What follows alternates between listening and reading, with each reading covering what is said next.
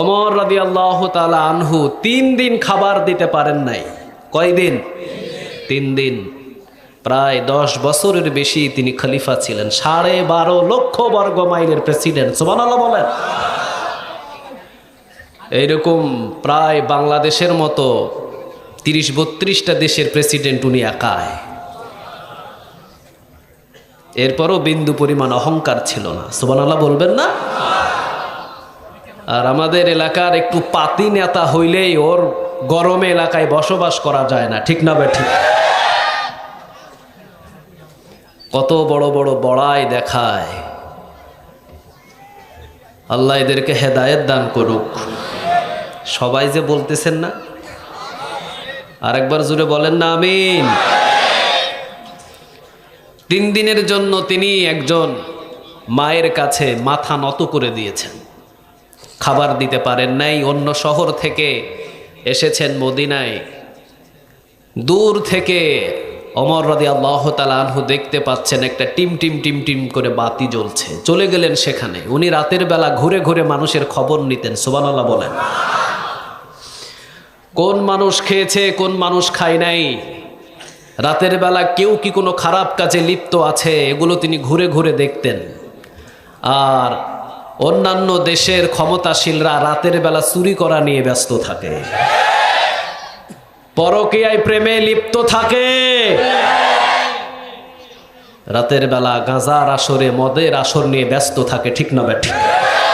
উনি ঘুরছেন, হাতের ভিতরে একটা চামড়ার চাবুক নিয়ে উনি রাস্তায় রাস্তায় ঘুরতেন। দেখছেন দূর থেকে একটা বাতি দেখা যায়, চলে গেলেন। মোবাইল মনে হয় সাইলেন্ট করলে ভালো হবে। দূর থেকে উনি চলে গেলেন, সেখানে গিয়ে দরজায় ডাক দিবেন। ইন দ্য মিন টাইম ভিতর থেকে কান্নার আওয়াজ ভেসে আসছে। সবাই শুনেছেন এই ঘটনাগুলো। ভিতর থেকে মাকে বলছে, মা আমাদের কোন এলাকায় নিয়ে আসলেন আপনি? আপনি বলেছেন মদিনায় খাবারের অভাব নাই, 3 দিন চলে গেছে আমাদের পেটে কোনো খাবার ঢুকে নাই। আপনি বলেছেন আমাদের এলাকায় খাবার নাই, চলো ওমরের এলাকায়।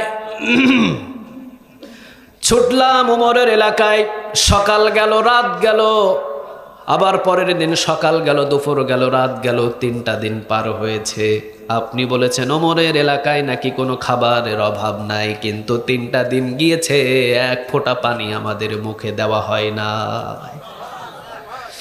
ইতিহাসের পাতায় লিখছেন ওমরের পাগুলো কাঁপছিল। পাগুলো কাঁপছে, মনে হচ্ছে পাড়ের তলায় তার মাটি নাই। ভিতর থেকে বলছে, বাবা একটু শান্ত হও, খাবারের ব্যবস্থা হবে, কোনো চিন্তিত হয়ো না, একটু শান্ত হও।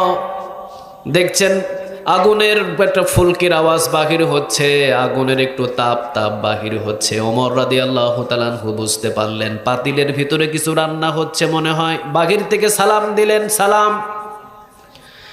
ভিতর থেকে আওয়াজ এলো মায়ের কণ্ঠে, বাবাকে। বাহির থেকে ওমর রাদিয়াল্লাহু তাআলা আনহু নিজের পরিচয় দিলেন না। পরিচয় না দেওয়াটাই সুন্নাহ, ঠিক না বেঠিক? আমরা তো পরিচয়ের ঠেলায় আধা ঘন্টা কেটে যায়। কথা কন না কেন? কত পরিচয়, আমি অমুক, আমি তমুক, আমি এই, আমি সেই। 4 জন খলিফা জীবনে কখনো কোনো জায়গায় দাঁড়িয়ে পরিচয় দিতেন না। সুবহানাল্লাহ বলেন। রাসূলও পরিচয় দিতেন না। পরিচয় না দেওয়াটাই সুন্নাহ। পরিচয় দিলে নিজের ভিতরে অহংকার বাড়ে, ঠিক না বেঠিক? ওমর রাদিয়াল্লাহু তাআলা আনহু পরিচয় দিলেন না। বাহির থেকে বললেন, মা আমি এসেছি আপনার কাছে, আপনি দরজাটা খুলে দেন অথবা আমাকে অনুমতি দেন, আমি ভিতরে আসতে চাই। ভিতর থেকে বলছে, বাবা তুমি যদি কোনো প্রতীক হয়ে থাকো, কোনো খাবার তোমাকে আমি দিতে পারবো, কারণ 3 দিন ধরে আমার 3টা শিশুকে আমি পানি পর্যন্ত খাওয়াতে পারি নাই। বাবা কোনো খাবার দিতে পারবো না। বাহির থেকে বললেন, মা খাবার খেতে আসি নাই, আমি শুধু এসেছি আপনার তাঁবুর কি অবস্থা, এই অবস্থাটুকু একটু জানার জন্যে। আপনি একটু আমাকে অনুমতি দেন। ওমর ভিতরে ঢুকে দেখছেন পাতিলে টকবক টকবক করে জাল দিচ্ছেন মা। ওমর বলছেন, মা বাচ্চাগুলো কান্না করতে করতে ঘুমিয়ে পড়েছে, আপনি খাবার দেন নাই কেন?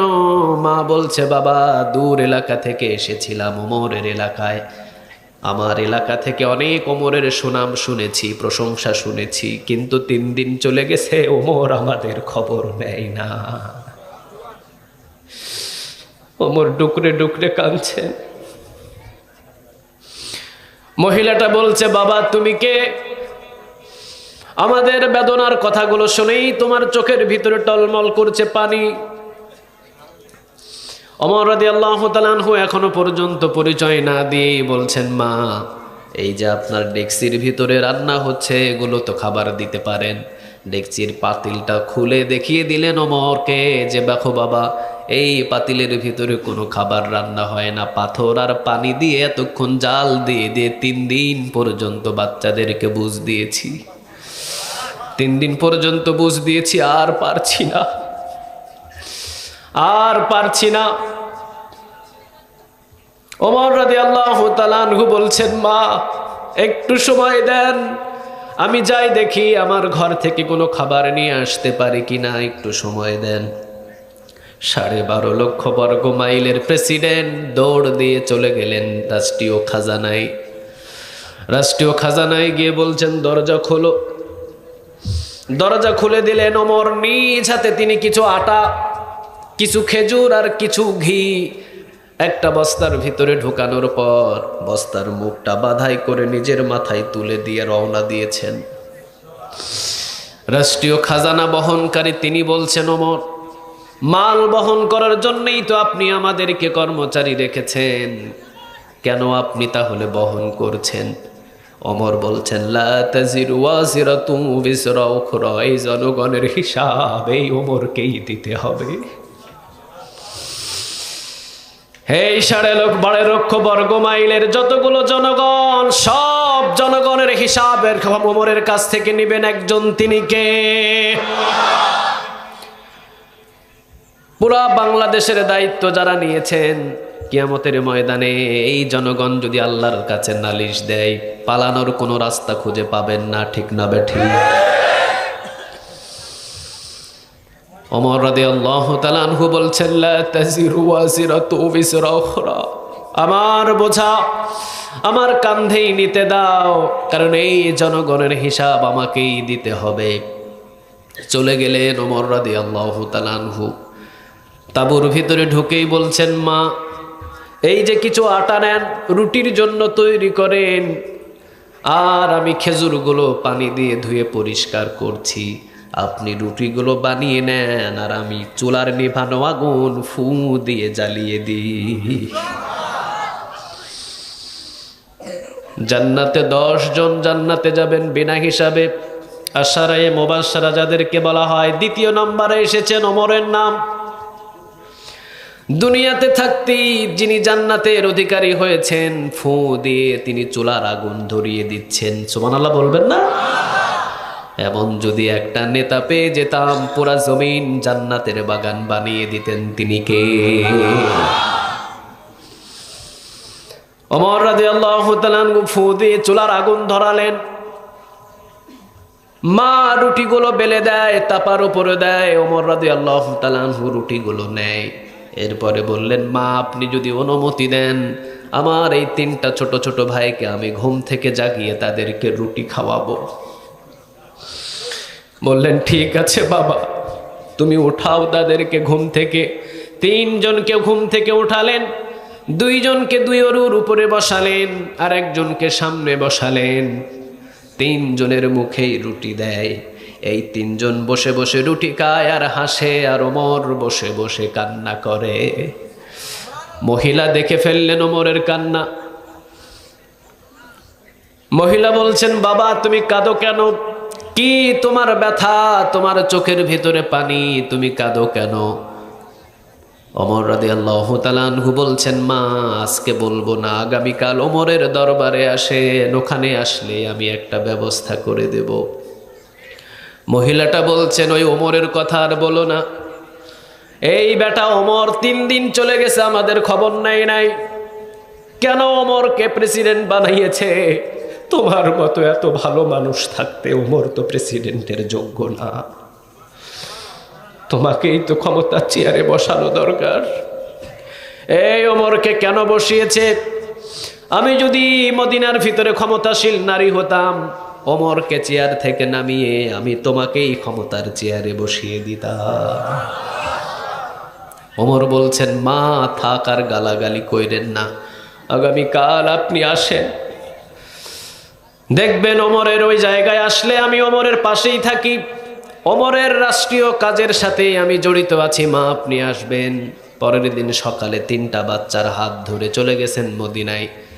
দেখেন, যাকে রাতের বেলা গালাগালি করেছেন উনি বসে আছেন ক্ষমতার চেয়ারে। সামনে গিয়ে বলছেন, ওমর আপনি আমাকে মাফ করে দেন, রাতের বেলা আপনাকে আমি চিনতে পারি নাই, এই জন্য আপনি আমাকে মাফ করে দেন, আমার বাচ্চাদের জন্য আপনাকে আমি অনেক গালাগালি করেছি। ওমর মাথাটাকে নিচু করে 2 হাত জোড় করে বলছেন, আমার মা 3 দিনের জন্য কিয়ামতের দিন ওমরকে আসামি বানায়েন না।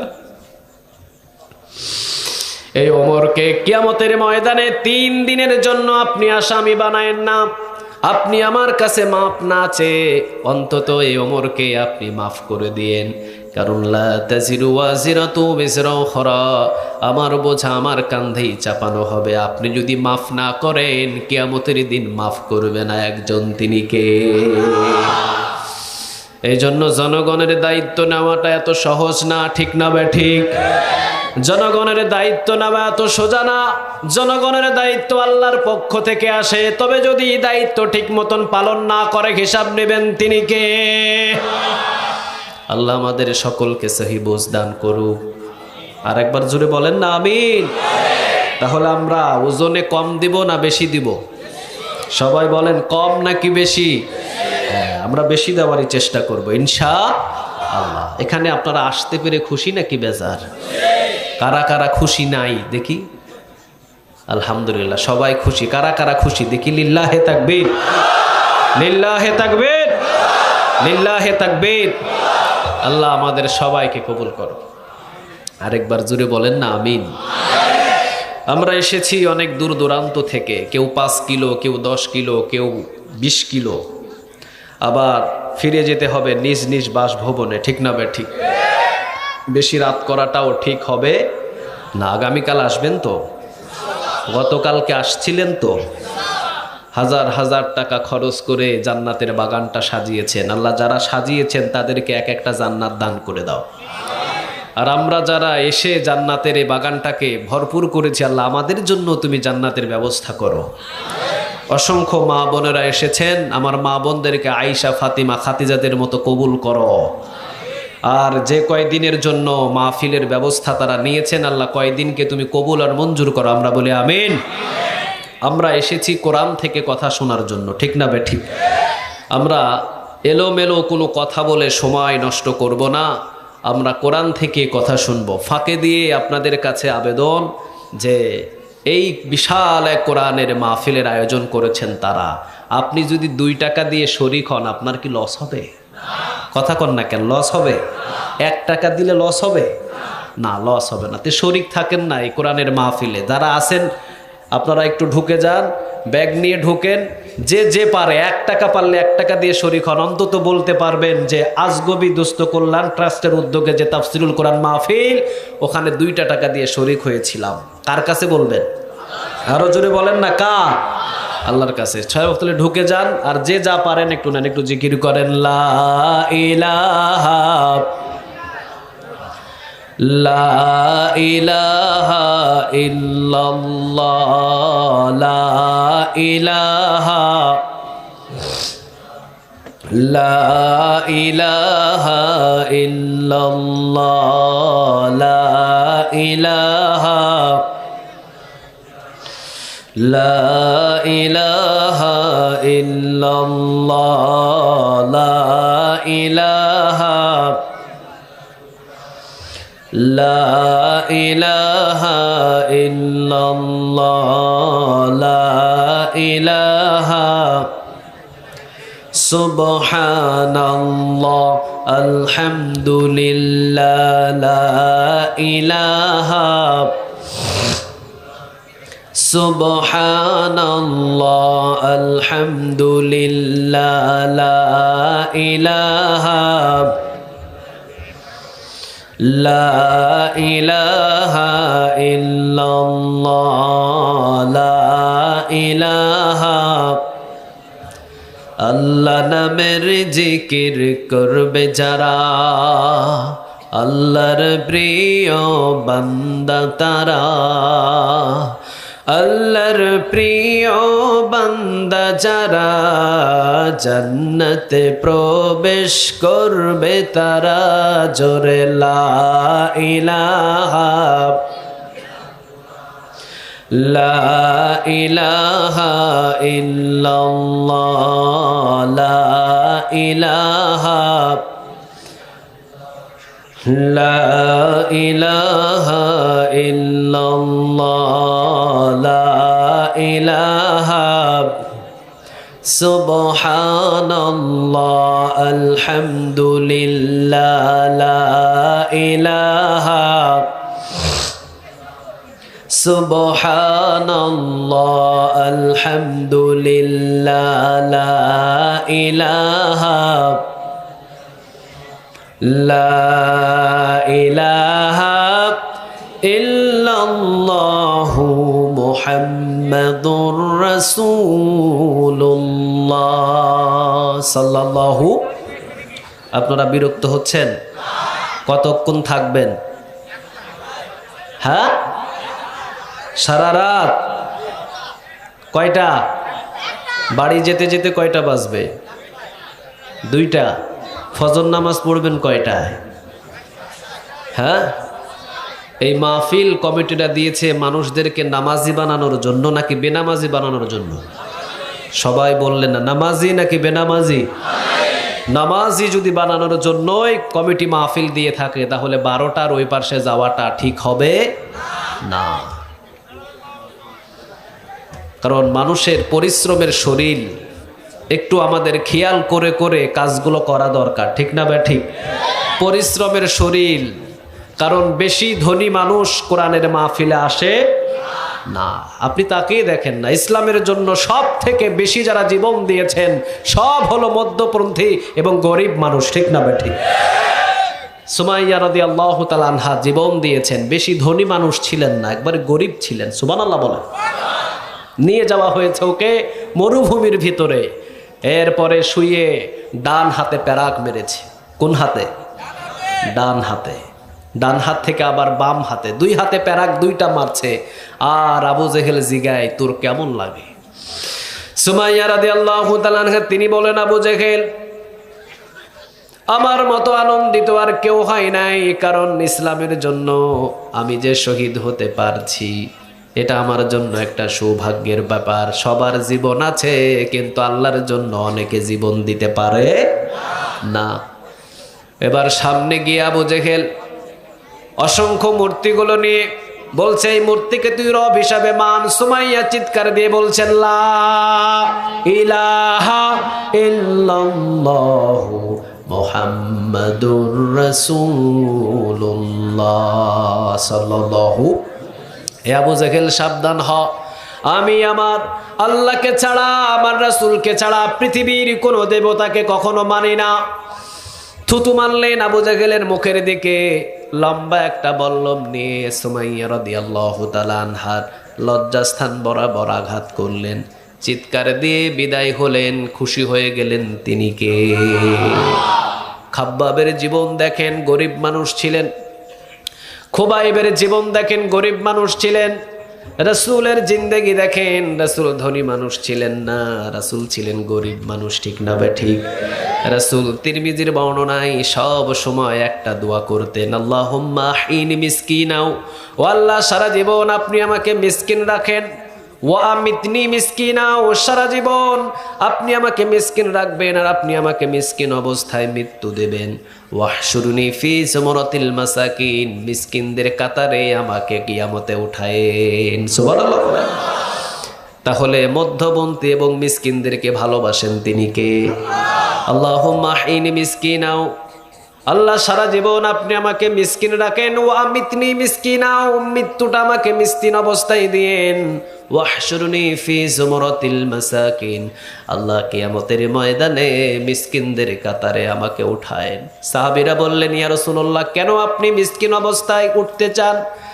রাসূল বললেন, কিয়ামতের ময়দানে যারা ধনী হবে তারা অসংখ্য বিপদের ভিতরে পড়বে, আর যারা গরিব হবে 500 বছর আগে জান্নাত পেয়ে যাবেন। কথা ডাকা আল্লাহর কথাই বলেছেন মুহাম্মদ সাল্লাল্লাহু। তিরমিজির বর্ণনা, রাসূল বলেন, যারা ধনী মানুষ কিয়ামতের ময়দানে তারা দাঁড়িয়ে দাঁড়িয়ে হিসাব দেবে, আর যারা গরিব মানুষ 500 বছর আগেই তারা জান্নাতে চলে যাবে। সুবহানাল্লাহ বলেন। মুসলিম শরীফের বর্ণনা এসেছেন, অসংখ্য গরিব মানুষদের কাছ থেকে কোনো হিসাব নেওয়া হবে না, বিনা হিসাবেই তাদেরকে মাফ করে জান্নাত দিবেন তিনি কে? জান্নাতে চলে যাবে তারা, কোনো হিসাব দিতে হবে না। সুবহানাল্লাহ বলেন। তারা যাবে কিয়ামতের ময়দানে সোজা জান্নাতের দিকে রওনা দেবে গরিব মানুষ। রাসূল বলছেন মুসলিমের বর্ণনায়, ফেরেশতারা সামনে দাঁড়িয়ে বলবেন, হিসাব নিকাশ কতটুকু দিয়েছো? তারা বলবে, কিসের হিসাব রে বেটা, মালই তো পাই নাই। মাল থাকলে না হিসাব দিতে হবে, ঠিক না বেঠিক? আপনার মাল নাই, আপনি হিসাব দিবেন কি? তারা বলবে, মালই নাই, কিসের হিসাব? সারা জীবন মানুষের গোলামি করতে করতে জীবন কাটিয়ে দিয়েছে, নাই আপনাদের এলাকায়? কথা বলেন নাই? সারা জীবন রিকশা চালিয়ে জীবন কাটিয়ে দিয়েছে, এর আবার কিসের মাল? জীবনে কোনো দিন ব্যাংক অ্যাকাউন্ট ছিল না, কোনো মাল ছিল না, কোনো সম্পদ ছিল না, ছিল শুধু হাতের ভিতরে কাজ করার কড়া, ঠিক না বেঠিক? কাঁধে করে ধান টেনেছে, এই দাগগুলো সেই দিন দেখানো হবে। তারা বলবে, এই যে দেখ, সারা জীবন মানুষের কাজ করেছি, জীবনযাপন করেছি, কিন্তু কোনো সম্পদের মালিক ছিলাম না, কোনো সম্পদ আল্লাহ রাব্বুল আলামিন আমাদেরকে দেয় নাই। আল্লাহ রাব্বুল আলামিনের কাছে ফেরেশতারা বলবেন, আল্লাহ, এই গোলামগুলো নাকি কোনো মালই পায় নাই। আল্লাহ বলবেন, বিগাইরে হিসাব, বিনা হিসাবে এদের মাফ করে দিলাম। এই জন্য আমরা যারা গরিব মানুষ, আমাদেরকে বেশি ভালোবাসেন তিনি কে? আরো জোরে বলেন। তা আমরা গরিবপন্থীর মানুষগুলো এখানে বসে আছি, আগামীকাল সকাল 8টা থেকে আবার আমাদের কাজকর্ম আছে, ঠিক না ঠিক? কথা কন না কেন, কাজকর্ম নাই? আছে। অসংখ্য জায়গায় এখন রাতে মাহফিল হয় না, দিনে হয়। দিনে মাহফিলটাও একটা ভালো, কারণ দূর দূরান্ত থেকে এই যে মা বোনেরা এসেছেন, ওনারা কখন গিয়ে বাড়িতে পুষবেন কোনো হিসাব নাই, তো রাতের 1টা 2টা বাজতে পারে। আর পুরুষ ছাড়া অনেক মা বোনেরা আসতেও পারে না, দেখা যায়। তো এই জন্য অসংখ্য জায়গায় দিনেও প্রোগ্রাম হওয়া শুরু হয়েছে। তবে আমরা রাতে প্রোগ্রাম হওয়াতে ঘাবড়াবো না, বেশি রাত আমরা করব না, সময়ের দিকে লক্ষ্য রেখে আমরা এখান থেকে বিদায় নেব। আল্লাহ আমাদের মাহফিলকে কবুল করো।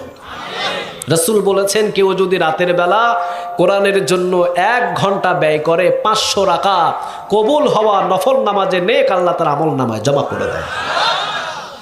এই হাদিসগুলো থেকে অনেকে রাতের বেলা কোরআনের আঞ্জাম করেন। আরেকটা বর্ণনা এসেছে, রাতের বেলা কেউ যদি একটা কোরআনের আয়াত নিয়ে একটু গবেষণামূলক চেষ্টা করে, 60 বৎসর নফল ইবাদতের নেক আল্লাহ তার আমল নামায় জমা করে দেয়। এই জন্য আমরা যারা বসেছি, আমরা লসে নাই, আমরা লাভে আছি, ঠিক না ঠিক?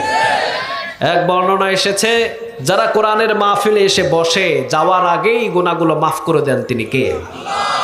আরেক বর্ণনা এসেছে, যারা কোরআনের জন্য বসে আছেন জমিনে, এই জমিন কিয়ামতের দিন আল্লাহর কাছে সাক্ষ্য দেবে। সুবহানাল্লাহ বলবেন না? আবার যারা কোরআনের জন্য জীবন দিয়েছেন, কিয়ামতের দিন কোরআন সামনে দাঁড়িয়ে যাবে আর বলবে, কাকে আপনারা হিসাব নেওয়ার জন্য দাঁড় করিয়েছেন? এই মানুষটা বছরের পর বছর কোরআনের গোলামি করেছে। আমরা তো নিজের চোখেই দেখেছি, কোরআনের গোলামি করে যে জেলখানায় থাকে সে। আসলে তো নিয়মটা ছিল, কোরআনের গোলামি করে যে সে বিচারের প্রতি হওয়ার দরকার, ঠিক না ঠিক? কিন্তু আমাদের নিয়ম হলো, কোরআনের যে যত বড় গোলাম তার সাজা তত বেশি। বাংলার জমিনের ভিতরে অসংখ্য আলেম ওলামা আছে, আমি তাদের জন্য দোয়া করি, আল্লাহ তুমি তাদেরকে আবার কোরআনের ময়দানে কবুল করো। জোরে বলা যায় না আমিন? কারণ যারা কোরআনের কথা বলে তারা হকের কথা বলে, ঠিক না বেঠিক? আপনি যদি আবু বকরের ঈমান নিয়ে বসে থাকেন আপনার ঈমান বাড়বে। আর যদি কোরআনের কথা বলা হয় আবু জাহেলের ঈমান যদি আপনার ভিতরে থাকে শয়তানি বাড়বে, ঠিক না বা ঠিক? আর যদি আবু জাহেলের ঈমান না নিয়ে যদি আবু বকরের ঈমান নিয়ে বসে থাকেন কোরআন থেকে যতই কথা হবে ততই মজা লাগবে, ঠিক না বা ঠিক? আবু বকর কোরআন শুনে কাঁদতেন আর আবু জেহেল কোরআন শুনে শয়তানি বাড়াতেন। আমরা আবু জেহেল হতে চাই না, আমরা হব আবু বকর ইনশাআল্লাহ। আল্লাহ আমাদের সবাইকে কবুল করো। আরো জোরে বলেন। চোর ডাকাত বাটপাত ওমর রাদিয়াল্লাহু তাআলা আনহুর জামানায় জেলখানা বানালেন। রাসূল সাল্লাল্লাহু আলাইহি ওয়াসাল্লামের জামানায় কোনো জেলখানা ছিল না, আবু বকরের জামানায়ও কোনো জেলখানা ছিল না। ওমরের সময় বললেন একটা জেলখানা বানাই, যদি কেউ মদ খায়, যদি কেউ অন্যায় করে তাকে জেলখানায় ঢুকানো হবে। ওমরের জেলখানায় মদখুরু ঢুকেছে, গাঁজাখুরু ঢুকেছে, ইয়াবাখুরু ঢুকেছে। আর আমার পৃথিবীর কিছু জেলখানায় কোরআনের খাদেমরা ঢুকে যায়। সমস্ত চোর ডাকাত বাটপার ছিনতাইখোর সমস্ত খুনি জেলখানার বাহিরে খুঁজে পাবেন, আর বিশ্ব মুফাসসির গুলো জেলখানায়, ঠিক না বেঠে? এই বিচার কখনো ইনসাফের বিচার হতে পারে না। মসজিদের ইমামকে যদি হাত কড়া লাগান নারাজ হয়ে যাবেন তিনি কে? আল্লাহ আমাদের সহি সমঝ দান করুক, আমাদের বুঝ দান করুক। জুলুমবাজি যারা জুলুমবাজি করে দেখার পরেও যদি তাদেরকে সাপোর্ট করেন কিয়ামতের দিন আপনাকেও জুলুমের কাতারে উঠাবেন তিনি কে? বাইহাকির বর্ণনা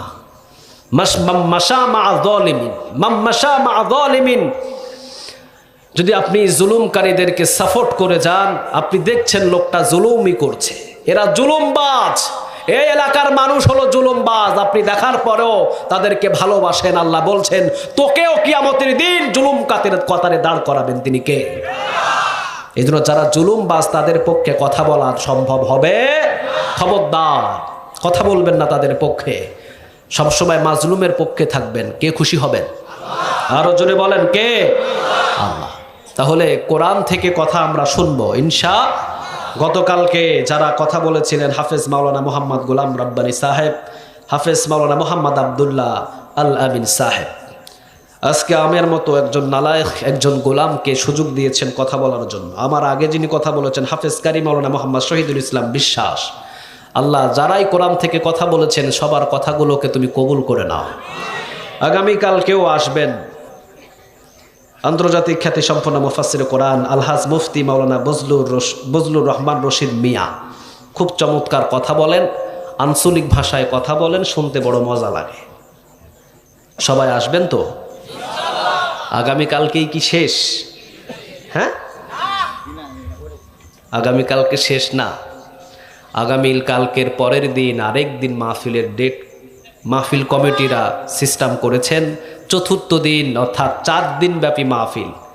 ওনারা আরেক দিন এমন একজন মেহমানকে পেয়েছেন যা শুনলেই আপনারা খুশি হয়ে যাবেন। আচ্ছা বলবো, আমি বলবো, একটু পরে বলবো, এটা একটু আকর্ষণে থাকো, একদম লাস্টে বলে দেব। উনি খুব সম্মানিত একজন ব্যক্তি, আমার উস্তাদ সমতুল্য। মুনাফিকদের জন্য তিনি সিংহ একজন পুরুষ। যেখানে মুনাফিক থাকে সেখানে তাকে প্রয়োজন। বাংলাদেশের ভিতরে বিখ্যাত একজন ওয়াইজিন ছিলেন যাকে আমরা হারিয়ে ফেলেছি, তারপরে তাকে স্থান দেওয়ার সমতুল্য রাখি, আলহামদুলিল্লাহ বলেন। ওনার নামটা আমি বলবো, ওনারা খুব কষ্ট করে ওনার ডেটটা ফিক্সড করেছেন, আমি নাম শেষে বলবো ইনশাআল্লাহ। তে আরো মাহফিল আছে কয়দিন? সবাই বলেন। এটা আপনাদের এলাকার জন্য একটা নিয়ামত, আলহামদুলিল্লাহ বলেন। যে এলাকায় মাহফিল হয় রাসূল বলেন যেখানে কোরআন থেকে কথা হয় সেই জায়গায় কাফের কখনো বসবাস করতে পারে না। এভাবে যদি কোরআনের দাওয়াত দিন দিন বাড়ে মুনাফিক পালানোর সুযোগ পাবে না, ঠিক না বেঠিক? এভাবে যদি দিন দিন কোরআনের দাওয়াত বাড়ে তসলিমা নাসরিন পালানোর সুযোগ পাবে না। হজের বিরুদ্ধে কথা বলে বাংলার জমিনে টিকে থাকা সম্ভব হবে না, কারণ কোরআন আছে যেখানে সেখানে আবু জেহেল থাকতে পারে না। প্রথম যুদ্ধতেই তো আবু জেহেল শেষ হয়েছে, ঠিক না বেঠিক? এই জন্য কোরআনের পক্ষে আমরা আঞ্জাম দিব ইনশাআল্লাহ। আজকে গানের কনসার্ট করলে অনুমতি লাগে না, কোরআনের মাহফিলে অনুমতি লাগে। কেন?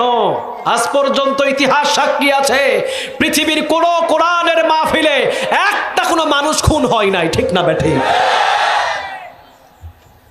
ইউনিভার্সিটিগুলোতে আলুর ভর্তা নিয়ে মানুষ খুন করে ফেলে, কিন্তু কোরআনের মাহফিলে কেউ কাউকে চিনে না। রাতের বেলা বসে আছেন মাটির উপরে, কারণ এদেরকে শান্ত রেখেছেন তিনি কে? যেখানেই কোরআন সেখানেই শান্তি, যেখানে কোরআন নাই সেটাই অশান্তি, ঠিক না বেঠিক? এই জন্য আল্লাহ রাব্বুল আলামিন বলছেন কিতাবুন আনসালনাহু ইলাইকা লিতুখরিজান নাসা মিনাল যুলুমাতি ইলা নূর। সূরা ইব্রাহিমের প্রথম নাম্বার আয়াত, আপনি ঘরে গিয়ে খুলবেন, রেকর্ড করে নিয়ে যান। প্রথম নাম্বার আয়াত সূরা ইব্রাহিমের প্রথম নাম্বার, কিতাবুন পড়েন, কিতাবুন আনসালনাহু ইলাইকা লিতুখরিজান নাসা মিনাল যুলুমাতি ইলান নূর। কথাটা কার? আল্লাহ রাব্বুল আলামিন বলছেন নবী আমি এই কোরআন এমনি মানুষদের উপরে আপনার উপরে নাজিল করি নাই, মানুষদেরকে অন্ধকার থেকে জান্নাতের আলোকিত পথ দেখানোর জন্য কোরআনটাকে নাজিল করেছেন তিনি কে? আজকে অনেক মানুষ আছে কোরআনটা মানতে চায় না, ঠিক না বেঠিক? কোরআন কারা মানে না? আবু জেহেলের মতো যারা ঈমান নিয়ে বসে থাকে তারা কোরআনটাকে সহ্য করতে পারে। আর যখন আবু বকরের ঈমান নিয়ে আপনি বসে থাকবেন, কোরআন থেকে যতই শুনবেন ততই মজা বাড়বে। কথা কন না কেন? কোরআন বুঝতে হবে আমার জান্নাতের সোজা পথ। কোরআন বুঝতে হবে পৃথিবীর কোনো কিতাব এখন আর প্রয়োজন নাই। সব কিতাব যদি হারিয়ে যায় আমার কোনো অসুবিধা নাই, কিন্তু কোরআন যদি থাকে আমি জান্নাতের সোজা পথে আছি, ঠিক না বেঠিক? আবার আল্লাহ বলছেন নবী যখনই আপনি কোরআনের দাওয়াত দেবেন তখন কিছু লোক পাঠা এটার বিরুদ্ধে দাঁড়াবে, তবে বিরুদ্ধে দাঁড়িয়ে কোনো লাভ হবে না। সূরা আল হিজরের 9 নম্বর আয়াতে বলছেন ইন্না নাহনু নাযালনা যিকরা ওয়া ইন্না লাহু লাহাফিজুন।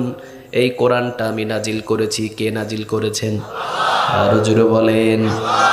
এই কোরআন আমি নাজিল করেছি, হেফাজতের দায়িত্বটা কার? যদি আগুন লেগে ধ্বংস হয়ে যায়,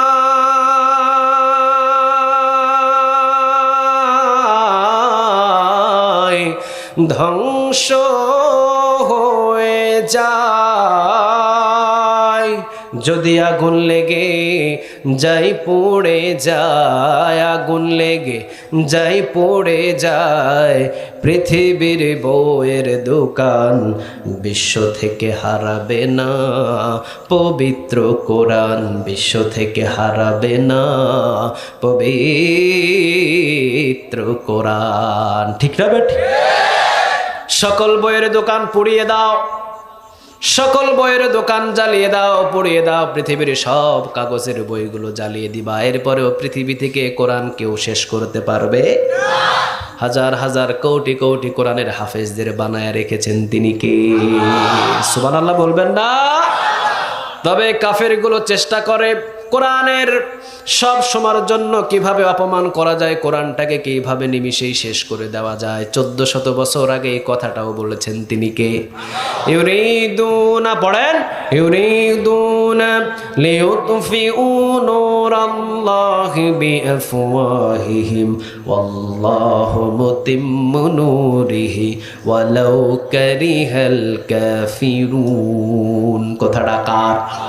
আল্লাহ রাব্বুল আলামিন বলছেন ও নবী আপনি দেখবেন কোরআনের যখন দাওয়াতের কাজ তারা দেখবে, তারা শুনবে, তারা এই কোরআনের আলোটাকে ফু দিয়ে নিভানোর জন্য চেষ্টা করবে, কিন্তু পারবে না।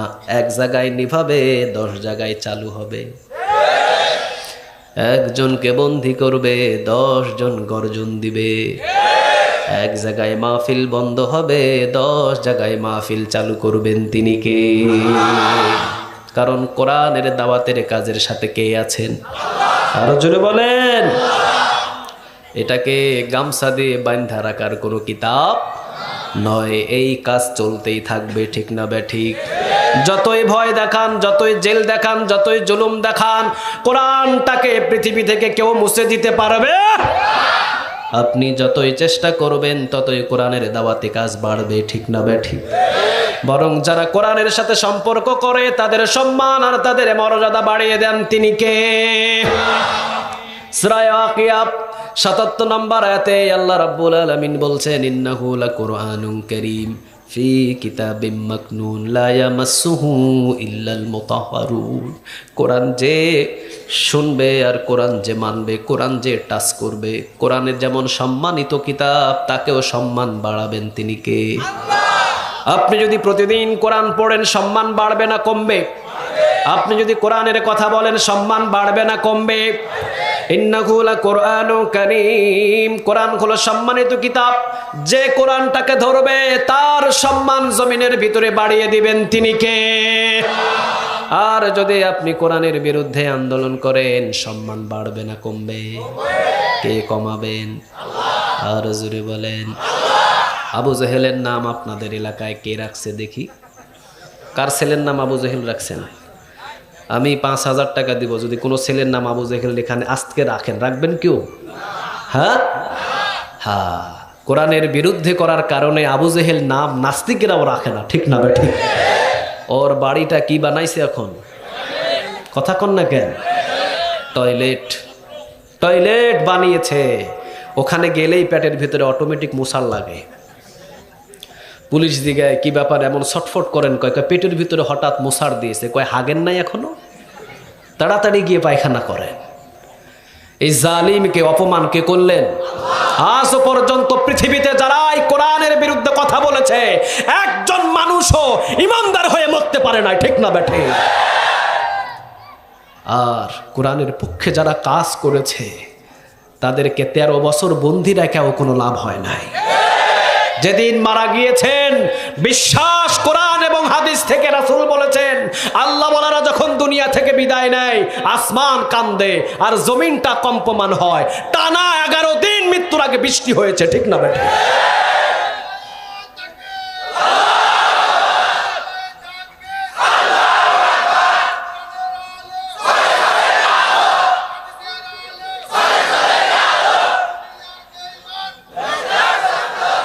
আল্লাহ তুমি কবুল করো। আরো জোরে বলেন আমিন। কোরআনের আয়াত সাক্ষী, ইন্নাহু লাকুরআনুন কারীম, কোরআন সম্মানিত কিতাব। আপনার ঘরে কোরআন আছে, আপনার ঘরের দাম আছে, ঠিক না বেঠি? আপনার ঘরে কোরআন নাই, এটা হিন্দু আর খ্রিস্টানের ঘরের মতো। কথা কন না কেন? মসজিদের ভিতরে কোরআন আছে না নাই? আহাব্বুল বিলাদ ইলাল্লাহি মাসাজিদুহা ওয়া আবগাদুল বিলাদ ইলাল্লাহি আসওয়াকুহা। সবচাইতে উত্তম জায়গা হলো মসজিদ, আর সবচাইতে খারাপ জায়গা কি? মসজিদের ভিতরে কোরআন থাকে কি থাকে না? আপনার ঘরে কোরআন আছে, আপনার ঘর দামি ঘর, ঠিক না বে ঠিক? যেই ঘরে কোরআন নাই সেই ঘর দামি হতে পারে? যেই মানুষ কোরআনের কর্মী হয় ওই মানুষটাই দামি মানুষ হয়। আর যারা কোরআনের বিরুদ্ধে কথা বলে তাদের চাইতে নিম্নমানের আর পৃথিবীতে একটাও হতে পারে? এই যে নাস্তিক তসলিমা নাসরিন জায়গায় জায়গায় পিটা খায়, কথা কন না কেন? জায়গায় জায়গায় সিয়ারের বাড়ি, এখন বোরখা পরে বাহির হয় যাতে মানুষ না চিনতে পারে। কে অপমান করছেন? আরো জোরে বলেন।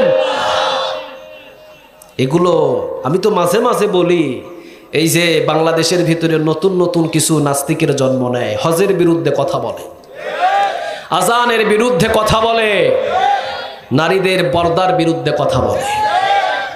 এগুলোকে আমি বলি, আরে বেটা, এই কথাগুলো পুলিশ পাহারা দিয়ে, র্যাব পাহারা দিয়ে, সেনাবাহিনী পাহারা দিয়ে, টকশোর ভিতরে, টিভি চ্যানেলের ভিতরে নয়, চাঁপাইনবাবগঞ্জের জমিনে এসে বল, পিঠের চামড়া নিয়ে ঢাকা যাইতে পারবি না।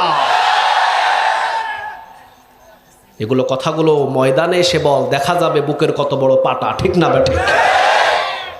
কারণ আমরা জীবনের চাইতেও আমার নামাজকে বেশি ভালোবাসি। কথা কন না কেন?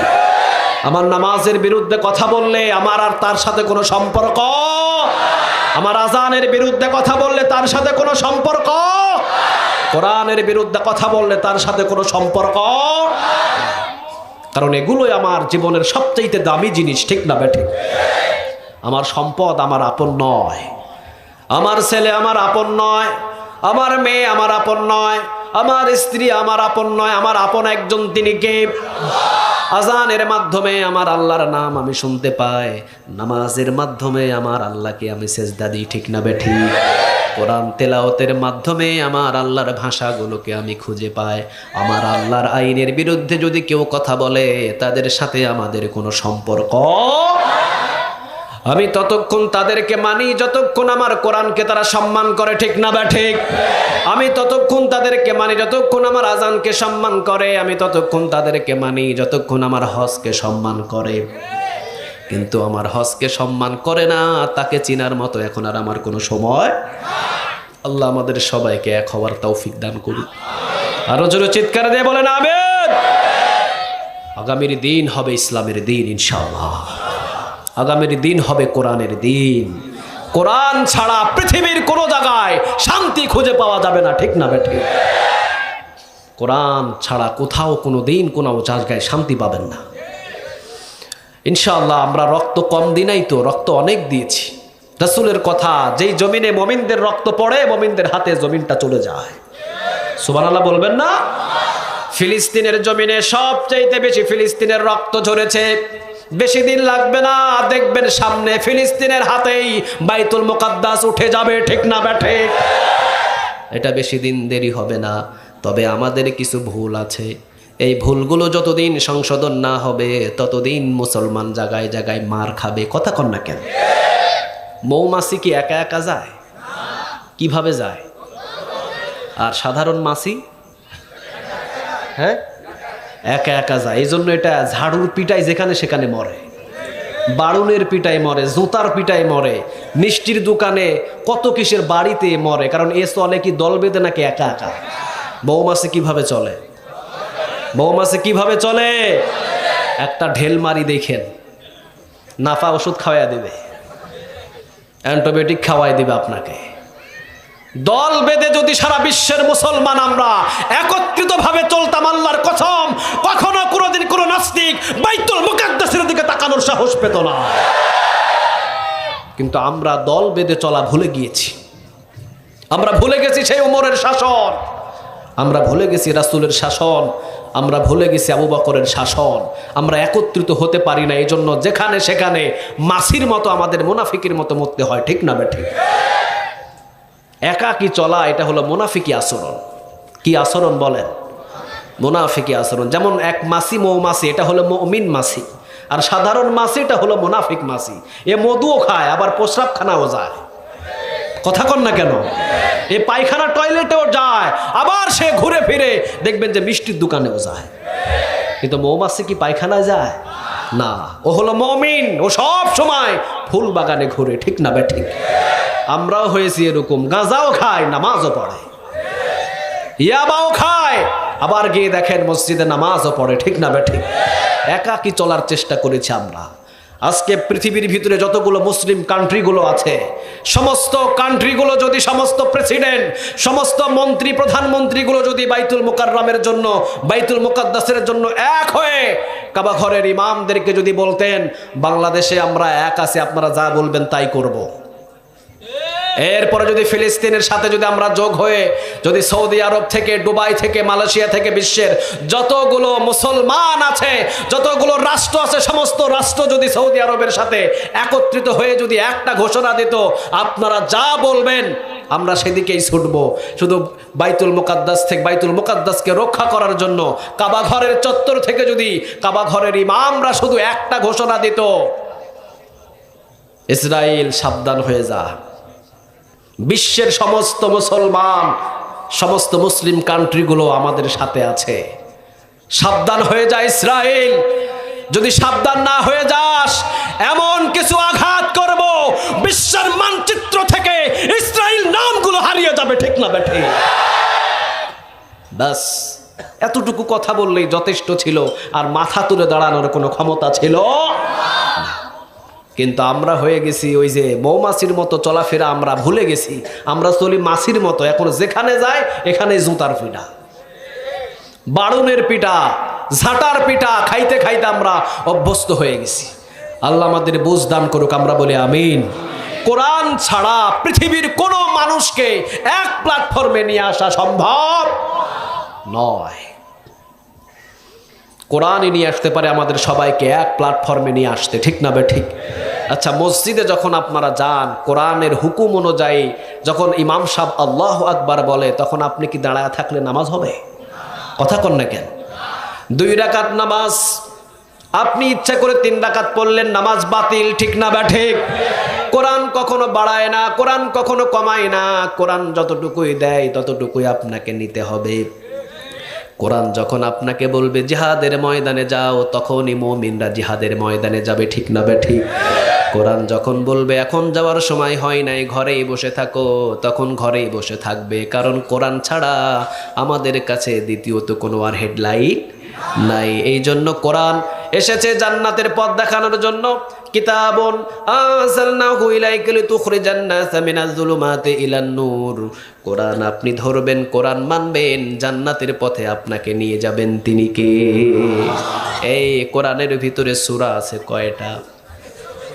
আরো জোরে বলেন। জন্মের পর থেকেই তো আপনি কোরআন শুনছেন, ঠিক না ঠিক? বিরক্ত আছে? কথা বলেন। এমন একটা কিতাব যতই শুনি ততই মজা, ঠিক না ঠিক? আপনাদের এলাকায় কি ফেটে যায় ছিঁড়ে যায় কোনো গান এসেছিল কখনো? হ্যাঁ, ফেটে যায় তালি দেওয়ার কোনো বুদ্ধি নাই, যে শুনবে তারও ফেটে ছিঁড়ে চলে যাবে। আসছিল এমন গান? কে গিয়েছিল? হ্যাঁ, আহা, তখন আমরা বেশ বড় ছিলাম না, ছাত্র লাইফ পার করেছি। রাস্তাঘাটে যখনই যাইতাম, আইসক্রিম বিক্রি করলে সেখানেও বাজত, টমটমে, বেবি ট্যাক্সিতে, বাসে, এমন টয়লেটেও বাজত গান। এটা কত জনপ্রিয়তা! 2 বছরের ভিতরে জনপ্রিয়তা ঢসে পড়লো, ঠিক না ঠিক? কবরে দাফন হইছে যে হইছে, হাড্ডিও খুঁজে পাওয়া যায় না। এখন যদি একটা মঞ্চে উঠে ওই গান শুরু করে, কি বলবে? কি বলবে?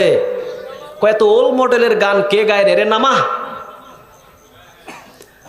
আর আবার কিছুদিন পর আরেকটা মনে হয় কুমিল্লার একটা ছেলে, নাম মনে হয় আসিফ নাকি খান, ও সারা বাংলা সারা পৃথিবী মিলে তার পিয়াকে খুঁজেছিল। কি গান গাইছিল? ও পিয়া নাকি,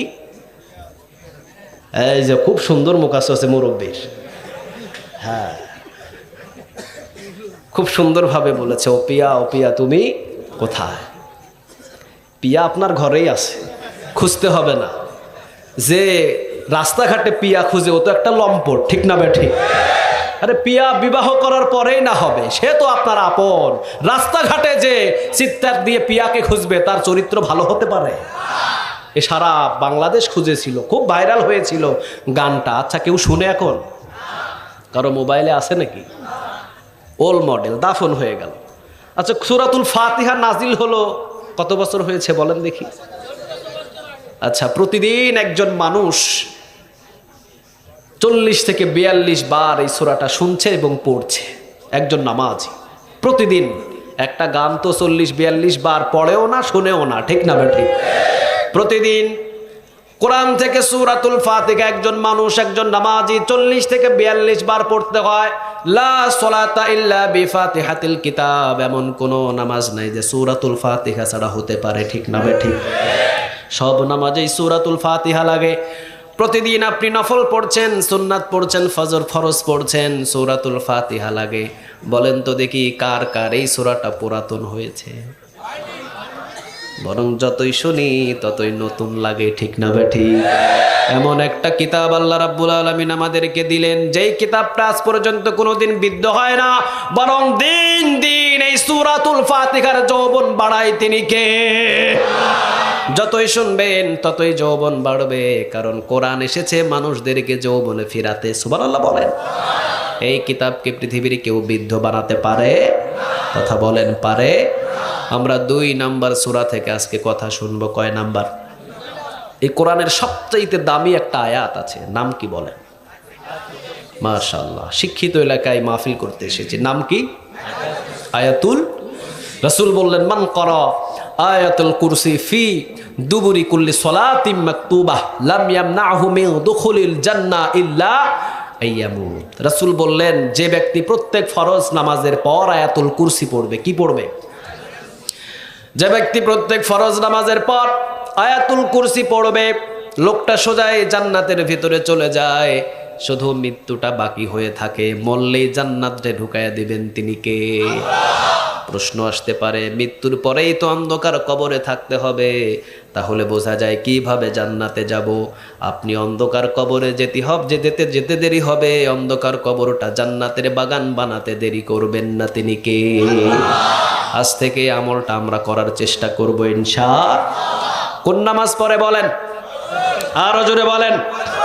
ফরজ নামাজের পরেই প্রতিদিন আপনারা আয়াতুল কুরসি পড়বেন। পড়েন, আল্লাহু লা ইলাহা ইল্লা হুয়া আল হাইয়ুল কাইয়ুম লা তাখুযুহু সিনাতুন ওয়া লা নাওম লাহু মা ফিস সামাওয়াতি ওয়া মা ফিল আরদ মান যাল্লাযী ইয়াশফা'ু 'ইনদাহু ইল্লা বিইযনিহি ইয়া'লামু মা বাইনা আইদিহিম ওয়া মা খালফাহুম ওয়া লা ইউহীতুনা বিশাইইম মিন ইলমিহি ইল্লা বিমা শাআ ওয়াসি'a কুরসিয়ুহু আস-সামাওয়াতি ওয়াল আরদ ওয়া লা ইয়াউদুহু হিফযুহুমা ওয়া হুয়াল আলিয়্যুল আযীম। কার কথা? 255 নম্বর আয়াত, 255 নম্বর আয়াত সূরাতুল বাকারা। আমার মা বোনেরা যারা এসেছেন, আপনারা প্রত্যেকে মুখস্থ করে নেবেন। প্রত্যেক ফরজ নামাজের পর কয়বার? সবাই বলেন কয়বার? একবার। প্রত্যেক ফরজ নামাজের পর যারা পড়বেন আর মৃত্যুবরণ করতে দেরি হবে, মরলেই জান্নাতে ঢুকাবেন তিনি কে? আমল করতে পারবেন তো ইনশাআল্লাহ? ইন্না সূরাতা ফিল কুরআন 30 আয়াতান শাফাআত লিসাহিবিহি হাত্তা গুফিরা লাহু তাবারাকাল্লাযী বিয়াদিহিল মুলক। 29 পারার প্রথম নাম্বার একটা সূরা আছে, লিখে নিয়ে যান এগুলো। 29 পারার প্রথম নাম্বার সূরা, সূরার নামটা হলো সূরায়ে মুলক। সূরার নাম কি? রাসূল সাল্লাল্লাহু আলাইহি ওয়াসাল্লাম বললেন, যে ব্যক্তি প্রতিদিন একবার সূরায়ে মুলক পড়বে, 30 আয়াতের একটা সূরা, প্রতিদিন ঘুমানোর আগে অথবা যে কোনো সময় দিনের বেলা একবার তেলাওয়াত করবে, লোকটা কিয়ামতের ময়দানে যেদিন উঠবে, সূরায়ে মুলক সুপারিশ করে তাকে জান্নাতে নিয়ে যাবে। এগুলো আমল করবেন, এগুলো আমাদের আমল করা দরকার। আমরা মুসলিম হয়েছি, আমল ভুলে গিয়েছি, ঠিক না ঠিক? নাম দিয়েছি শুধু মুসলমান, গরু খাওয়া, বাস এটাই মুসলমান। 2টা ঈদ পালন করা, এটাই মুসলমান না। মুসলমানের প্রতিটা কদমে কদমে রাসূলের সুন্নাহ আছে, ঠিক না ঠিক? ঘর থেকে বাহির হবেন, দোয়া আছে না নাই? ঘরের ভিতরে প্রবেশ করবেন, সালাম আছে না নাই? একজন আর একজনের সাথে দেখা করবেন, সালাম আছে না নাই? মুসলমান ধর্মের মতো পৃথিবীতে এত সুন্দর ধর্ম একটাও। কোন ধর্মের দিকে তাকিয়ে দেখেন, বছরে তাদের রবকে স্মরণ একবারও করা হয় না। আমরা প্রতিদিন 5 বার রবকে স্মরণ করার জন্য মসজিদে যাই, ঠিক না ঠিক? দিন শুরু করি আমার রবকে ডেকে ডেকে, আবার দিন শেষ করি কাকে ডেকে? আমাদের মতো এত ধর্ম পৃথিবীতে একটাও। এই জন্য আমরা এমন একটা ধর্ম পালন করি, প্রতি কদমে কদমে সুন্নত আছে মুহাম্মদ সাল্লাল্লাহু। রাসূল প্রতিদিন সূরা মুজাম্মিল এবং প্রতিদিন সূরা মুলক তেলাওয়াত করতেন না। তেলাওয়াত করে তিনি কখনো ঘুমাতেন না। আম্মা জান আয়েশা রাদিয়াল্লাহু তাআলা আনহাকে তিনি বলতেন, সূরা মুলক তেলাওয়াত করো, কারণ সূরা মুলক যে তেলাওয়াত করে কিয়ামতের দিন এই মুলক সূরা সুপারিশ করে জান্নাতে নিয়ে যাবেন আল্লাহর সাথে ঝগড়া করে। সুবহানাল্লাহ বলেন। কার সাথে ঝগড়া করবেন? কার সাথে? আল্লাহর সাথে ঝগড়া করবেন। আমার মা বোনেরা একটু বেশি আমল করে, সূরা মুলকটা মুখস্থ করবেন। 30 দিনে 30 আয়াত ইনশাআল্লাহ। আজ থেকে পারবেন না? 30 দিনে কয় আয়াত? 30 আয়াত। একদিনে কয় আয়াত? 1 আয়াত। একদিনে 1 আয়াত করে মুখস্থ করবেন, 30 দিনে দেখবেন কমপ্লিট হয়ে যাবে ইনশাআল্লাহ। তাহলে আজকে আমরা সবচেয়ে দামি আয়াত থেকে কথা শুনবো। আয়াতের নাম কি? আয়াতুল। আল্লাহ প্রথমে বলছেন আল্লাহু লা ইলাহা ইল্লা হুয়া আল। আল্লাহ রাব্বুল আলামিন বলছেন আল্লাহু লা ইলাহা ইল্লা হুয়া আল হাইয়ুল কাইয়ুম। পরিচয় কার? আর জোরে বলেন আল্লাহু লা ইলাহা ইল্লা হুয়া আল হাইয়ুল কাইয়ুম। আল্লাহ হচ্ছেন তিনি যিনি ছাড়া কোনো ইলাহ। ইমাম আবু হানিফা একজন নাস্তিককে বললেন, তুমি পড়ো লা ইলাহা ইল্লাল্লাহু মুহাম্মাদুর রাসূলুল্লাহ সাল্লাল্লাহু। নাস্তিক বললেন, ইমাম আবু হানিফা এটা আবার কি? ইমাম আবু হানিফা বললেন, এইটা হলো কালিমা। আল্লাহ রাব্বুল আলামিন একজন আছেন, তার প্রেরিত রাসূল হলো মুহাম্মদ সাল্লাল্লাহু, তিনি হলেন আল্লাহর প্রেরিত রাসূল। আমরা রাসূলকে অনুসরণ করে চলি, আর আমাদের রব একজন আছেন, তিনি কে? আল্লাহর নাম নিতে ভালো লাগে না? ডাক দেন চিৎকার দিয়ে, আল্লাহ। হয় না, আরো জোরে বলেন আল্লাহ। যতবার ডাকবেন 40টা নেক আমল নামায় জমা হয়ে যাবে। বল্টু মল্টু ডাকলে কোনো নেক নাই। কয়বার ডাকবেন? কয়বার? একবার ডাকবেন, 40টা নেক আমল নামায় জমা করে দিবেন। তিনি কে? খালি ডাকতে পারলেই বাস এনাফ। 70 বার তিনি সাড়া দেন। সুবহানাল্লাহ বলে। তারিখ থেকে বলছি, একজন ইহুদি ও একটা মূর্তি বানিয়ে মূর্তির নাম দিয়েছে সামা। কি নাম দিয়েছে? কি নাম? দন্তেশ্বয়াকারে সা, ময়াকারে কি হয়েছে? 12 বছর ডাকছে। কত বছর? কোনো সাড়া নাই। হঠাৎ করে একদিন বাহির হয়ে গেছে সামাদ। কি বাহির হয়েছে? কুল হুয়াল্লাহু আহাদ আল্লাহুস সামাদ লাম ইয়ালিদ ওয়া লাম ইউলাদ ওয়া লাম ইয়াকুল লাহু কুফুয়ান আহাদ। কথাটা কার? কার পরিচয়? সামাদ। এই নামটা কার? সামা। ডাকতে ডাকতে হঠাৎ করে সামাদ যখনই তার জবান থেকে বাহির হয়েছে, তখনই তিনি গায়েব থেকে আওয়াজ একটা শুনতে পাচ্ছেন, লাব্বাইক ইয়া আব্দি। গোলাম, কি জন্য আমাকে ডাক দিয়েছিস বল। তিনি চিন্তা করলেন, সারা 12 বছর পর্যন্ত সামা সামা বলে এই মূর্তিটাকে ডেকেছি, একদিনও সাড়া দেয় নাই। হঠাৎ করে সামাদ শব্দটা আমার জবান থেকে ভুল করে বাহির হওয়ার সাথে সাথে কে যেন গায়েব থেকে আওয়াজ দিয়েছে, লাব্বাইক ইয়া আব্দি। কি জন্য ডাক দিয়েছিস গোলাম, আমাকে বল। তিনি চলে গেলেন খ্রিস্টান একটা ধর্মের ভিতরে। সেখানে গিয়ে বলছেন, আপনাদের ধর্মের রবের নামটা কি? তারা বলছেন গড। কি বলছেন? কয় আর কোনো নাম আছে? কয় না, আর কোনো নাম নাই, আমরা এটা বলেই ডাকি। চলে গেলেন অন্যান্য ধর্মের কাছে, নাম মিলে না। চলে আসলেন একজন মসজিদের ইমামের কাছে। ইমামের কাছে এসে বলছেন, সামাদ নাম বলতে আপনাদের ধর্মের কোনো রবের নাম আছে নাকি? তিনি পড়া শুরু করলেন, কুল হুয়াল্লাহু আহাদ আল্লাহুস সামাদ লাম ইয়ালিদ ওয়া লাম ইউলাদ ওয়া লাম ইয়াকুল লাহু কুফুয়ান আহাদ। কার পরিচয়? কুল হুয়াল্লাহু আহাদ। ও নবী, আপনি বলুন আল্লাহ এক অদ্বিতীয়, আল্লাহুস সামাদ তিনি অমুখাপেক্ষী, লাম ইয়ালিদ ওয়া লাম ইউলাদ ওয়া লাম ইয়াকুল লাহু কুফুয়ান আহাদ, তার সমতুল্য আর কেউ নাই। আমাদের আল্লাহর নাম অসংখ্য নাম আছে, যার নামের ভিতরে একটা নাম হলো সামাদ। তিনি বললেন, 12 বছর এই সামা বলে ডেকেছি, একবারও সাড়া দেয় নাই। বোঝা যায় তার কোনো ক্ষমতা নাই, ক্ষমতা হলো সামাদের। ঠিক না বেঠে? তিনি পড়ে নিলেন, লা ইলাহা ইল্লাল্লাহু মুহাম্মাদুর রাসূলুল্লাহ সাল্লাল্লাহু। একবার ডাক দিবেন, 70 বার ডাকে সাড়া দিবেন। তিনি কে? আরো জোরে বলেন। এই জন্য আল্লাহকে একবার চিৎকার দিয়ে ডাক দেন, আল্লাহ। আরো জোরে বলেন, আল্লাহ। মজা লাগে না? কথা বলেন।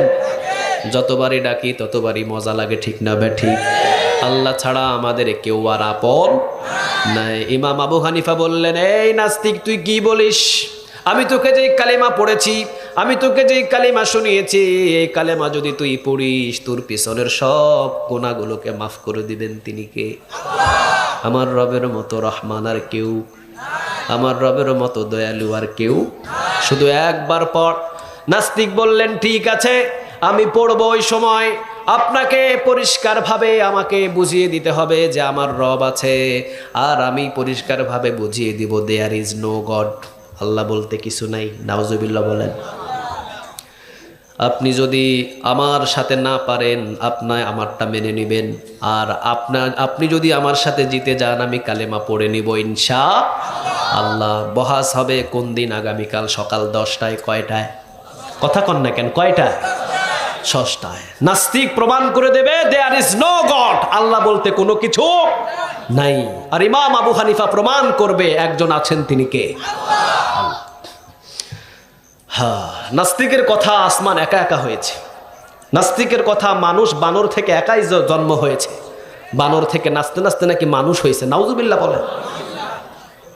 যারা বানরের ইমান নিয়ে বসে আছে ওদের জবানেই কথাগুলো মানা হয়। আসমান একা একাই হয়েছে, জমিন একা একাই হয়েছে, সূর্য একা একাই হয়েছে, চন্দ্র একা একাই হয়েছে, এগুলোর কোনো রব নাই। নাস্তিকের কথা আর ইমাম আবু হানিফার কথা, সব কিছু বানানোর একজন মালিক আছেন, তিনি কে? ইমাম আবু হানিফাকে বললেন আগামীকাল সকাল 10টায় বাহাস হবে, হাজার হাজার মানুষ সেখানে উপস্থিত। 10টা বাজে ইমাম আবু হানিফার খবর নাই, 11টা বাজে খবর নাই, 12টা বাজে খবর নাই।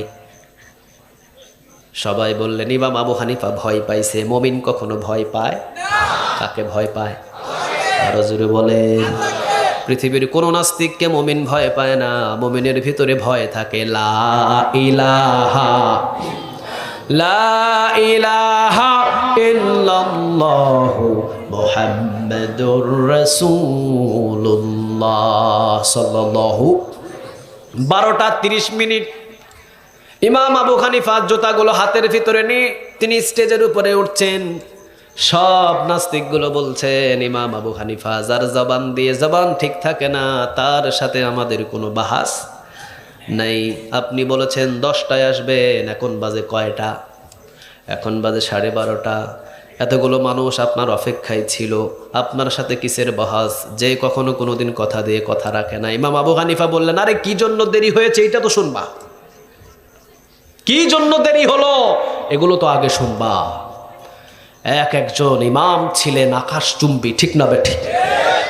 কত সম্মান ছিল তাদের, কত মর্যাদা ছিল তাদের, কত দাম ছিল তাদের। আলহামদুলিল্লাহ বলবেন না? ইমাম আবু হানিফা হাঁটছেন, মাথায় করে একজন দুধ নিয়ে কলস, মাটির কলস করে নিয়ে দুধ নিয়ে তিনি হাঁটছেন। ইমাম আবু হানিফা বলছেন, এই ছেলে সাবধানে হাঁটো, তুমি পড়ে গেলে তোমার মাথার দুধগুলো সব মাটিতে পড়ে যাবে। ওই ছেলে ঘুরে বলছে, ইমাম আবু হানিফা, আমি যদি চিলিপ খেয়ে পড়ে যায় আমার মাথা থেকে সমস্ত দুধ পড়বে, আপনি যদি পড়ে যান পুরো জাতি ধ্বংস হবে, ঠিক না বেটা?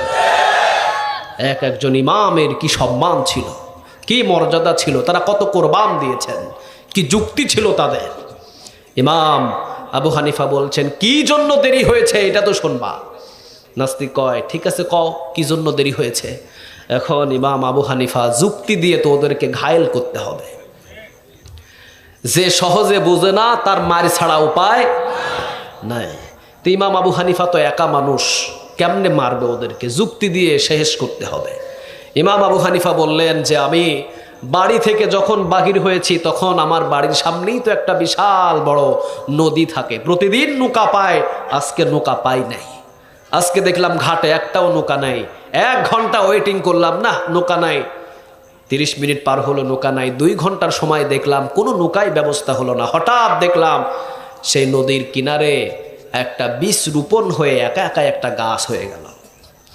গাছটা খুব মোটা তাজা হলো। আমি দেখলাম গাছ একা একাই করাত দিয়ে কেটে অটোমেটিক পড়ে গেল। এরপরে তাকিয়ে দেখলাম গাছটা অটোমেটিক মিলে নেওয়া হলো না, মিল থেকে নেওয়ার প্রয়োজন নাই। এই নদীর ভিতরে একা একা এক একটা তক্তা বাহির হচ্ছে। করাত টানতে হয় নাই, করাত একা একাই এই গাছটাকে কেটে কেটে তক্তা বাহির করে একটা একটা তক্তার সাথে মিলিত হয়ে একটা নৌকা তৈরি হয়ে গেল। আমি অবাক হয়ে তাকিয়ে রইলাম, এত বিশাল বড় একটা নৌকা একা একা হচ্ছে, কোনো মিস্ত্রি নেই। নৌকাটা আবার শু করে আমার ঘাটে এসে ভিড়ে গেল। আমি দেখলাম কোনো মাঝি নাই, মাঝি ছাড়াই নৌকা আমাকে এই পার্শ্বে থেকে ওই পার্শ্বে পার করে দিল। এই রে বাপ রে, সুবহানাল্লাহ কয়, যুক্তিতে ধরছে নাকি আপনারা যে সুবহানাল্লাহ বললে? আচ্ছা যাক, বলছেন ভালো কথা। হ্যাঁ, নাস্তিকগুলো বলছে ইমাম আবু হানিফা মাথার তার মনে হয় 2-4টা ছিঁড়ে গেছে তোমার। ইমাম আবু হানিফা বলছে কেন? আজ পর্যন্ত কোনোদিন শুনি নাই যে করাত একা একাই গাছ কাটে। গাছ কাটার জন্য করাত টানতে হয় কয়জন? 2 জন। আজ পর্যন্ত শুনি নাই যে মিলে না নিয়ে কোনো গাছের তক্তা বাহির করা যায়। মিলে মোটর দিয়ে অথবা মেশিন দিয়ে স্টার্ট দিয়ে সেখানে তক্তা বাহির করতে হয়। আজ পর্যন্ত শুনি নাই কোনো মিস্ত্রি ছাড়া একা একা নৌকা বানানো যায়। আজ পর্যন্ত শুনি নাই যে মাঝি ছাড়া নৌকা এই পার্শ্বে থেকে ওই পার্শ্বে পার করে দেয়। ইমাম আবু হানিফা বললেন, বেটা তুই যদি বলস যে মিস্ত্রি ছাড়া একটা নৌকা না বানানো যায়, তাহলে মিস্ত্রি ছাড়া তুরে বানালো কে? মিস্ত্রি ছাড়া আসমান বানালো কে? মিসনি ছাড়া জমিন বানালো কে? মিসকিন ছাড়া আম গাছে আম দিল কে? জাম গাছে জাম দিল কে? ঠিক না বে ঠিক? নিশ্চয় এগুলো বানানোর একজন মিস্ত্রি আছেন, তিনি কে? আর তুই বলস একজন নৌকা বহন করার জন্য একজন মাঝি লাগে, ড্রাইভার লাগে। তাহলে সূর্য পূর্ব দিক থেকে পশ্চিম দিকে প্রতিদিন যায়, প্রতিদিন পশ্চিম দিক থেকে পূর্ব দিকে যায়। চন্দ্র ওঠে, তারকা ওঠে, আসমান থেকে বৃষ্টি নামে, জমিনের ভিতরে সূর্য আলো দেয়, আবার রাত হলে অন্ধকার হয়। বুঝতে হবে এই সূর্য চালানোর একজন মাঝি আছে, তিনি লা ইলাহা ইল্লাল্লাহু মুহাম্মাদুর রাসূলুল্লাহ সাল্লাল্লাহু। সমস্ত নাস্তিকগুলো নিচের দিকে তাকিয়ে আছেন। ইমাম আবু হানিফা বললেন, এবার কি করবেন বলেন? তারা পড়লেন, আর কোনো কথা নাই। ইমাম আবু হানিফা কালিমাটা পড়িয়ে দাও, লা ইলাহা ইল্লাল্লাহু মুহাম্মাদুর রাসূলুল্লাহ সাল্লাল্লাহু। এইজন্য আল্লাহ রাব্বুল আলামিন বলছেন, আল্লাহু লা ইলাহা ইল্লা হুয়াল হাইয়ুল কাইয়্যুম। আল্লাহ ছাড়া কোনো ইলাহা নাই। আমাদের সব জায়গায় তিনি হলেন আল্লাহ, আমাদের ইলাহ হলেন একজন আল্লাহ। আল্লাহ ছাড়া দ্বিতীয় কোনো আমাদের ইলাহ হতে পারে? আর জোরে বলেন পারে? নমরুদ ইব্রাহিম আলাইহিস সালামকে ডাক দিয়ে বললেন, এই ইব্রাহিম, সব আমাকে খোদা মানে, তুই মানস না কেন? ইব্রাহিম আলাইহিস সালাম বললেন, আমারেও মানতে হবে। হ, তুইও মানবি, তুই যা চাইবি তাই দিব, অথচ আমাকে শুধু খোদা হিসাবে মান। ইব্রাহিম আলাইহিস সালাম বললেন, আমি তো আপনাকে খোদা হিসাবে মানতেই চাই, কিন্তু আপনি বলেন দেখি, আপনি কি সারা জীবন জীবিত থাকবেন? নমরুদ খুব চিন্তিত। ইব্রাহিম আলাইহিস সালামের প্রশ্ন কিভাবে অ্যান্সার দেব? নমরুদ তিনি চূড়ান্ত পেরেশানের ভিতরে পড়ে এবার বলছে, আচ্ছা যা সত্যটাই বললাম, আমি মারা যাব। ইব্রাহিম আলাইহিস সালাম বললেন, বাড়া, তোরে যদি আমি খোদা হিসাবে মানি, আর খোদা যদি মরে যায়, খোদা পাবো কই? ঠিক না বে ঠিক? যে খোদা সে কখনো মরতে পারে। এই জন্য আল্লাহ রাব্বুল আলামিন এখানে বলছেন, আল্লাহু লা ইলাহা ইল্লা হুয়া আল হাইয়ুল কাইয়্যুম। তোমরা এমন একজনকে রব হিসাবে মেনে নিয়েছো যে সারা জীবন থাকবে, সারা জীবন আছে। ঠিক না বে ঠিক? তিনি হাইয়ুল, তিনি কাইয়্যুম, তিনি চিরঞ্জীব, তিনি চিরস্থায়ী। তিনি আগেও ছিলেন, তিনি এখনো আছেন, তিনি ভবিষ্যতেও থাকবেন। ঠিক না বে ঠিক? সব ক্ষমতাশীল দূর হয়ে যাবে, থাকবেন কে? আরো জোরে বলেন। এই একটা যদি শব্দটাকে পৃথিবীর মানুষগুলো একটু তাকিয়ে দেখতো, জুলুমি আর করতো, অন্যায় আর করতো, মানুষ খুন আর করতো। কারণ চিরঞ্জীব তিনি কে? চিরস্থায়ী তিনি কে? আমরা সবাই মারা যাব, কুল্লু নাফসিন যায়িকাতুল মাউত।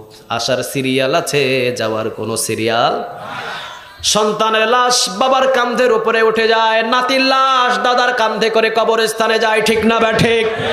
আসার সিরিয়াল আছে, কিন্তু যাওয়ার কোনো সিরিয়াল নাই। কখন যে কে চলে যাব এটা বলা যায় না। এই জন্য আল্লাহ রাব্বুল আলামিন বলছেন, আল্লাহু লা ইলাহা ইল্লা হুয়া আল, কথা কন না কেন, হুয়া আল হাইয়ুল কাইয়্যুম। আল্লাহ হচ্ছেন তিনি, যিনি ছাড়া কোনো ইলাহা নাই, তিনি ছাড়া কোনো উপাস্য নাই, তিনি চিরঞ্জীব, তিনি চিরস্থায়ী। সুবহানাল্লাহ বলেন। আল্লাহ দেখেন কত সুন্দর করে পরিচয় দিচ্ছেন। প্রথম নাম্বার পরিচয় দিলেন, বান্দা এমন একজনকে রব হিসাবে মেনে নিয়েছিস তোরা, যার কোনো মৃত্যু নাই, তিনি সারা জীবন থাকবেন, আবার তোদেরকে মৃত্যু দেবেন, মৃত্যু থেকে আবার তোদেরকে জীবিত করবেন, আবার তোদের হিসাব নিকাশ করবেন, আবার তোদেরকে জান্নাত জাহান্নামে ঢুকাবেন। সুবহানাল্লাহ বলেন। এবার দ্বিতীয় নাম্বার শব্দে আল্লাহ পরিচয় দিচ্ছেন, লা তাখুযুহু সিনাতু ওয়ালা নাওম। সুবহানাল্লাহ বলেন। লা তাখুযুহু সিনাতু ওয়ালা নাওম, যার ঘুম নাই, তার তন্দ্রামিও নাই। কার? কথা বল না কেন? কিন্তু আমাদের সবার ঘুম আছে না নাই? মূসা আলাইহিস সালাম আল্লাহ রাব্বুল আলামিনকে একদিন প্রশ্ন করলেন, আল্লাহ আপনি নাকি ঘুমান না? মূসা আলাইহিস সালামের প্রশ্নে আল্লাহ কয়, হ্যাঁ তোমার কি বিশ্বাস হয় না? মূসা আলাইহিস সালাম বললেন, আল্লাহ আপনি না ঘুমায়া থাকেন কেমনে? আমরা তো কেউ না ঘুমিয়ে থাকতে পারি না, আপনি থাকেন কেমনে? আল্লাহ রাব্বুল আলামিন বললেন, ঠিক আছে আজকে রাতের বেলায় খেলা দেখাবো, যাও হাতের ভিতরে একটা গ্লাস নাও। পয়গম্বর হাতের ভিতরে একটা গ্লাস নিলেন, কাচের গ্লাস। আল্লাহ রাব্বুল আলামিন বললেন, দাঁড়িয়ে থাকো। রাতের বেলা মূসা আলাইহিস সালাম তিনি দাঁড়িয়ে আছেন।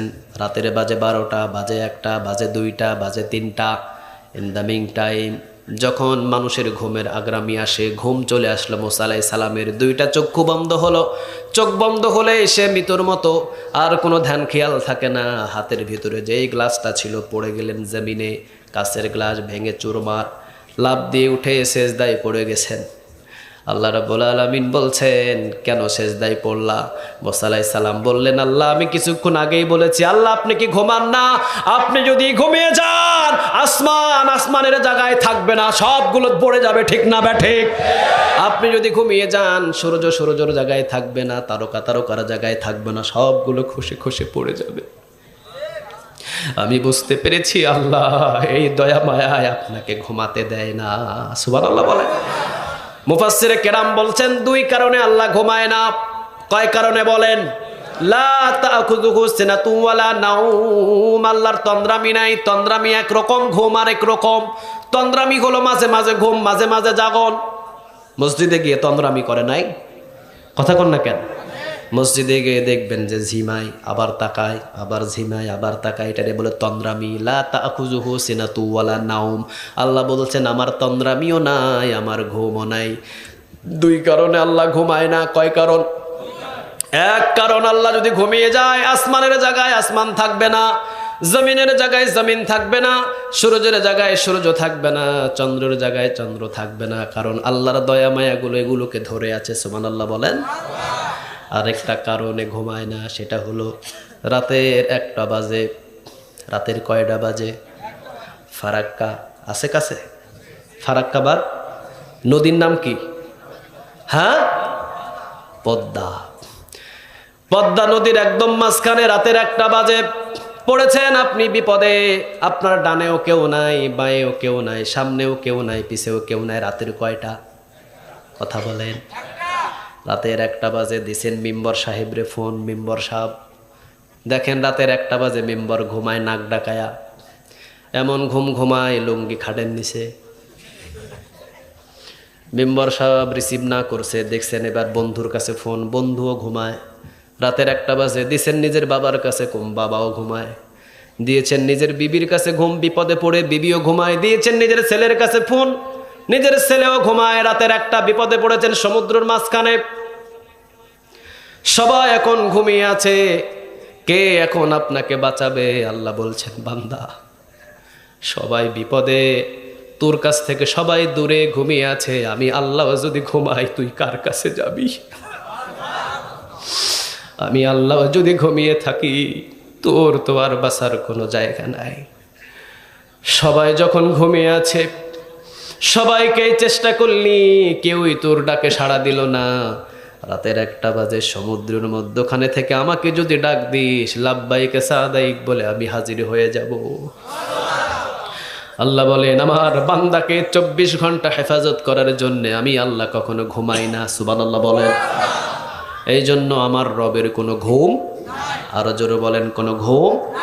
3 নম্বর পরিচয় দিচ্ছেন, লাহু মা ফিস সামাওয়াতি ওয়া মা ফিল আরদ, আসমান এবং জমিনের ভিতরে যা কিছু আছে সব কিছুর মালিকানা কার। যদি এইটা আমরা বিশ্বাস করতাম, এত বাটপারি করতাম না জমিনের ভিতরে, ঠিক না ঠিক? আল্লাহ রাব্বুল আলামিন বলছেন, তাবারাকাল্লাযী বিয়াদিহিল মুলকু ওয়া হুয়া আলা কুল্লি শাইইন কাদির। কার কথা? বরকতময় আল্লাহ, যার হাতে রাজত্ব। হাতে রাজত্ব কার? কার হাতে? আরো জোরে বলেন। আল্লাহ রাব্বুল আলামিন বলছেন, আমার রাজত্ব আমার হুকুম মতো চলবে। আমার রাজত্ব যদি কালবাস তার নাস্তিকদের হুকুম মতো চালায়, পৃথিবীর কেউ কিয়ামতের দিন হিসাব নেবেন তিনি কে? এই জন্য আল্লাহ বলছেন লাহু মা ফিস সামাওয়াতি ওয়া মা ফিল আরদ, আসমান এবং জমিনের ভিতরে যা কিছু আছে সব কিছুর মালিকানা কার? আর জোরে বলেন কার? আল্লাহ বলছেন আফাগায়রা দীনিল্লাহি ইয়াবগুনা ওয়া লাহু আসলামা মান ফিস সামাওয়াতি ওয়াল আরদি তাওআও ওয়া কারহাও ওয়া ইলাইহি ইউরজাউন। কার কথা? আসমান এবং জমিনে যা কিছু আছে ইচ্ছা এবং অনিচ্ছায় সব কিছু হুকুম মানে কার? শুধু হুকুম মানে না মানুষের বিবেক, ঠিক না বে ঠিক? আল্লাহ রাব্বুল আলামিন বলছেন আফাগায়রা দীনিল্লাহি ইয়াবগুনা ওয়া লাহু আসলামা মান ফিস সামাওয়াতি ওয়াল আরদি তাওআও ওয়া কারহাও ওয়া ইলাইহি ইউরজাউন। বলেন কথাটা কার? আসমান এবং জমিনে যা কিছু আমি সৃষ্টি করেছি সবগুলো হুকুম মানছে একজনের, তিনি কে? আপনি সাগরের পানির দিকে তাকিয়ে থাকেন, মারাজাল বাহরাইনি ইয়ালতাকিয়ানি বাইনাহুমা বারযাকুল লা ইয়াবগিয়ান ফাবিআইয়ি আলাই রাব্বিকুমা তুকাযযিবান। সাগরের একদিকে লবণাক্ত পানি আর একদিকে মিঠা পানি। লবণাক্ত পানি মিঠা পানির ভিতরে ঢুকে না, মিঠা পানি লবণাক্ত পানির ভিতরে ঢুকে না। মাঝখানে কোনো ওয়াল, কোনো পার্টিশন, কোনো দেয়াল। এক পানি আর এক পানির ভিতরে ঢুকে না, হুকুম মানে কার? আর জোরে বলেন কার? যেদিন জন্ম নিয়েছিলাম মাথায় চুল ছিল কি ছিল না?